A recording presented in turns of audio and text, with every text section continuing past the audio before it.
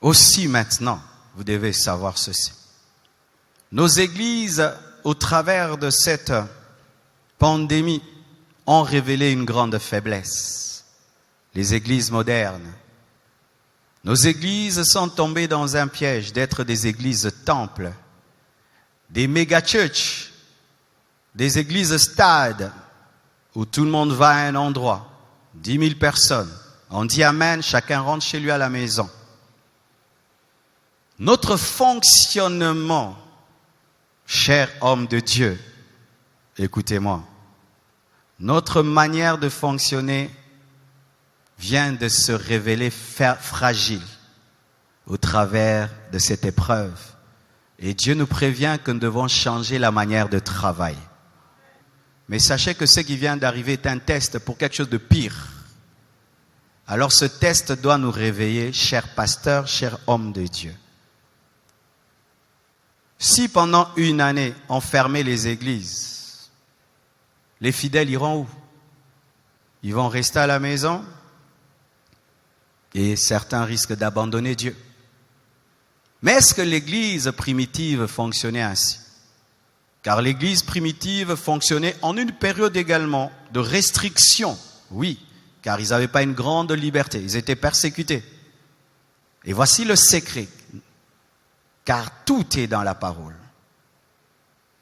L'église qui sera enlevée ne sera pas une église bâtiment. Ah, ça c'est un secret que Dieu vient de me révéler. Les églises bâtiments auront un sérieux problème au temps de la fin. Les grandes églises où tout le monde va, et on sait que là-bas, tout le monde va là, auront un problème au temps de la fin. Et ça tombe bien, nous sommes une grande église. Les gens ne vont pas dire, il est jaloux des autres.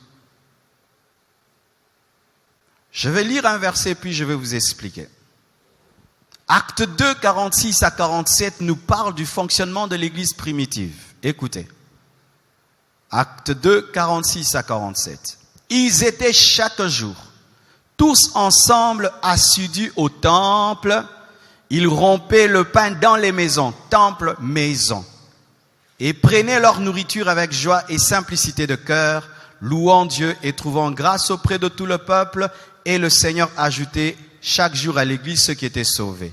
L'église primitive était une église temple et maison, mais tout d'abord une église de maison. Si aujourd'hui on dit Église Compassion, vous n'allez plus vous rassembler, on aura un sérieux problème. Parce que je ne vais pas vous dire aller dans les extensions, parce que même les extensions seront fermées. Comment allons-nous communier fraternellement? Parce que nous n'avons pas des églises de maison. Ainsi, nous devons maintenant subdiviser l'église en églises de maison. Des groupes de 10. Ça fait que s'il y a une persécution, on disparaît dans les églises de maison et après on réapparaît. C'est comme ça que l'église de la Chine a fonctionné lors du communisme où le christianisme était persécuté. Les chrétiens se rassemblaient dans des maisons. Donc s'ils se gagnent, ils deviennent à 30, ils se divisent 15. Ils se gagnent, ils divisent. Et c'était comme un corps. Le jour où ils ont eu la liberté, quand ils sont sortis, ils étaient des millions. Mais si nous n'avons pas des églises de maison, et que demain, aujourd'hui, c'est une épidémie, ou pour notre santé, on dit fermez les églises, c'est pour notre bien, pour qu'on ne se contamine pas. Mais demain, ce ne sera pas pour une épidémie. Ce sera contre clairement le christianisme, comme dans les pays musulmans. On dit plus d'églises chrétiennes dans ce pays. Vous fermez, sinon on vous tue. Les églises qui auront organisé des églises de maison, de groupes de 10, de groupes de 12 vont survivre.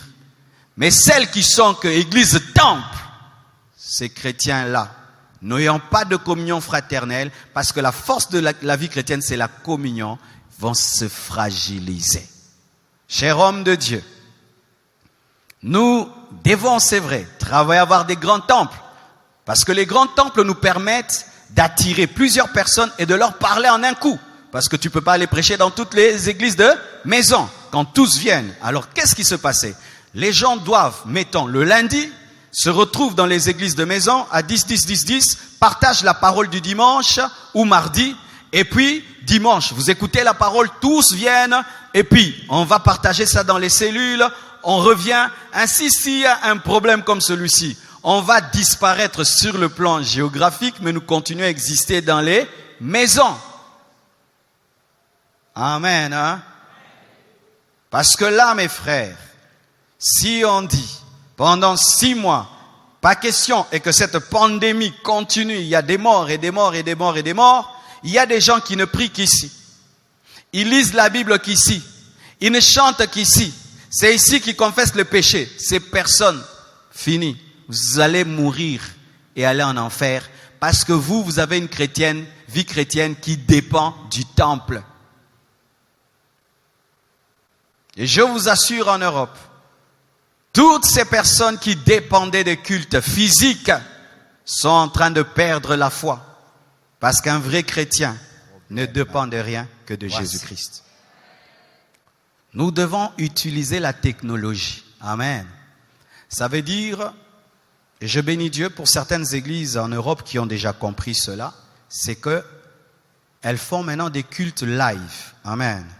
Si aujourd'hui à Kinshasa on dit plus d'églises, ne vous en faites pas, je serai dans vos téléphones.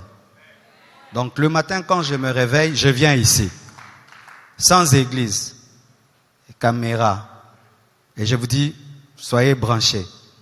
Puis je vous prêche, et puis vous envoyez aussi les offrandes par M-Pesa. Voici. Nous devons utiliser la technologie. Amen.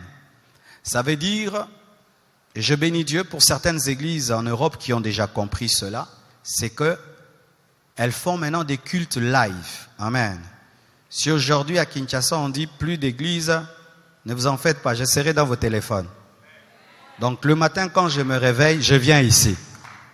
Sans église, caméra, et je vous dis, soyez branchés. Puis je vous prêche, et puis vous envoyez aussi les offrandes par M-Pesa.